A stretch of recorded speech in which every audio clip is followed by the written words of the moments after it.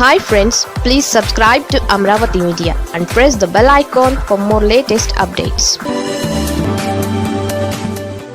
జగన్ మళ్లీ అధికారంలోకి వస్తారని చంద్రబాబుకు సంకేతం అందిందా?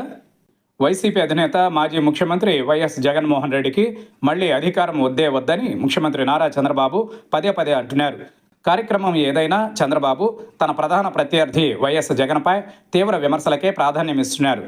బాబాయి, గొడ్డలి, తల్లి, చెల్లి ఇవే ప్రాధాన్య అంశాలు. మిగిలినవన్నీ చంద్రబాబుకు అప్రధానమయ్యాయి. ఇలాంటి తీవ్ర ఆరోపణలతోనే జగన్పై ప్రజలలో వ్యతిరేకత స్థిరంగా ఉండనివ్వడం, అలాగే పెంచొచ్చనేది బహుశా చంద్రబాబు వ్యూహం కావచ్చు. రాజకీయాలలో వ్యూహ ప్రతి వ్యూహాలే భవిష్యత్తును తేలుస్తాయి. జగన్పై చంద్రబాబు, ఆయన పార్టీ నాయకుల తీవ్ర విమర్శల్ని పరిశీలిస్తే వాటినే నమ్ముకున్నట్టు కనిపిస్తోంది. ఇంతకంటే వేరే మార్గం కూడా టీడీపీకి లేనట్టుంది. ఈ నేపథ్యంలో కృష్ణా జిల్లా గుడివాడ నియోజకవర్గంలో స్వచ్ఛ ఆంధ్ర, స్వర్ణ ఆంధ్ర కార్యక్రమంలో చంద్రబాబు మాట్లాడుతూ వైసీపీని శాశ్వతంగా రాజకీయాల నుంచి నిర్మూలించాలని అన్నారు. ఆ పార్టీ అధికారంలోకి వస్తే పరిస్థితులు ఎలా ఉంటాయో ప్రజలు ఊహించుకోవాలని అన్నారు. ఆ పార్టీకి అధికారం వద్దని చంద్రబాబు అన్నారు. ఆ మాటలే టీడీపీ అనుకూల మీడియాకు బ్యానర్ కథనమైంది. గత సార్వత్రిక ఎన్నికలలో వైసీపీ దారుణంగా ఓడిపోయింది. కేవలం 11 ఎమ్మెల్యే, 4 ఎంపీ సీట్లకు పడిపోయింది. అలాంటి పార్టీ మళ్లీ అధికారంలోకి వస్తుందని చంద్రబాబుకు ఎందుకు అనుమానం వచ్చిందో అర్థం కాని ప్రశ్న. మళ్లీ అధికారంలోకి వస్తామని వైఎస్ జగన్ అంటున్నారంటే అర్థం చేసుకోవచ్చు. ఒక పార్టీ అధినేతగా తన పార్టీ శ్రేణుల్ని ఎన్నికల సమరానికి సమాయత్తం చేయడానికి అలా మాట్లాడక తప్పదు. కానీ వైసీపీ వద్దని చంద్రబాబు పదే పదే అంటున్నారని సీరియస్గా ఆలోచించాల్సిన సంగతే. ఎందుకంటే వైసీపీ మళ్లీ వచ్చే సంకేతాలేవో చంద్రబాబుకు అందుతున్నట్టుంది. అందుకే ఆయన మాటల్లో భయం, ఆందోళన కనిపిస్తున్నాయి. కూటమిలో 3 పార్టీలు కలిసి ఉన్నాయి.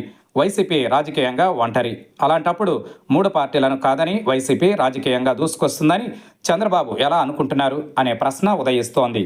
వైసీపీకి మళ్లీ అధికారం అంటే అది తమ ఫెయిల్యూర్గా చంద్రబాబు ఎందుకు చూడడం లేదన్న ప్రశ్న ఎదురవుతోంది. వైసీపీకి మళ్లీ అధికారం ఇవ్వొద్దని కాదని చంద్రబాబు కోరాల్సింది. తమనే కొనసాగించాలని చంద్రబాబు కోరితే అది కూటమిలో జోష్ నింపుతుంది. అందుకు విరుద్ధంగా మళ్లీ వైసీపీకి అధికారం కట్టబెట్టొద్దని కోరడం ముఖ్యంగా టీడీపీ నాయకులు, కార్యకర్తలలో వణుకు పుట్టిస్తోంది. వైసీపీని పదే పదే వద్దని చంద్రబాబు అంటే మళ్లీ వస్తున్నాడా అని టీడీపీ శ్రేణులే అనుమానించే పరిస్థితి. భయంతో చంద్రబాబు అంటున్న మాటలు రాజకీయంగా టీడీపీకి భారీ డ్యామేజీ కలిగిస్తున్నాయన్న అభిప్రాయం వ్యక్తమవుతోంది. అంతకాదు, చంద్రబాబు తన పాలనలోని డొల్లతనాన్ని ఎత్తి చూపుతున్నట్టుగా ఉంది.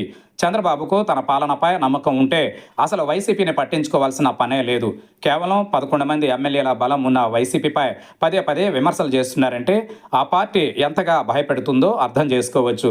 తన ప్రత్యర్థి గురించి 24 గంటలు పట్టించుకుంటున్నాడంటేనే అది ఎంతగా కలవరపెడుతుందో అని ప్రతి ఒక్కరూ ఆలోచించే పరిస్థితి. వైసీపీ ఉనికినే గుర్తించడానికి చంద్రబాబు నిరాకరించి ఉంటే అప్పుడు కూటమి పాలన శభాష్ అనే రీతిలో సాగుతోందనే సంకేతాలు వెళ్లేవి. కానీ చంద్రబాబు పదే పదే వైసీపీకి మళ్లీ అధికారం ఇవ్వొద్దని ప్రజలకు విజ్ఞప్తి చేస్తూ ఉంటే ఏదో తేడా కొడుతున్నట్టుందని చర్చించుకునే పరిస్థితి. తనకు తానే కూటమి ప్రభుత్వ పాలనపై ప్రజలలో అనుమానాలని చంద్రబాబు క్రియేట్ చేస్తున్నారు. ఒక మనిషిని రానివ్వొద్దని ఎవరైనా అంటున్నారంటే అతను వస్తున్నాడని అర్థం చేసుకోవాలి. ఇప్పుడు ఏపీలో వైసీపీని కూడా చంద్రబాబు ఆ కోణంలోనే చూస్తున్నారు. చంద్రబాబును వైసీపీ దూకుడు భయపెడుతోంది.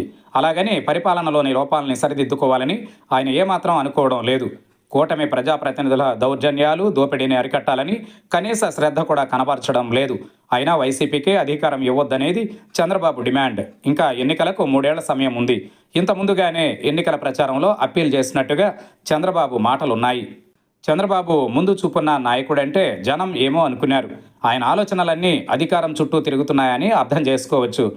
వైసీపీకి అధికారం దక్కకుండా చేయాలంటే మంచి పరిపాలన అందించడం ఒక్కటే ఏకైక మార్గమని చంద్రబాబుకు తెలియదని అనుకోవాలా? అయినప్పటికీ వైసీపీకి అధికారం ఇస్తారేమో అని ప్రజల్ని హెచ్చరించడం ఆశ్చర్యం కలిగిస్తోంది.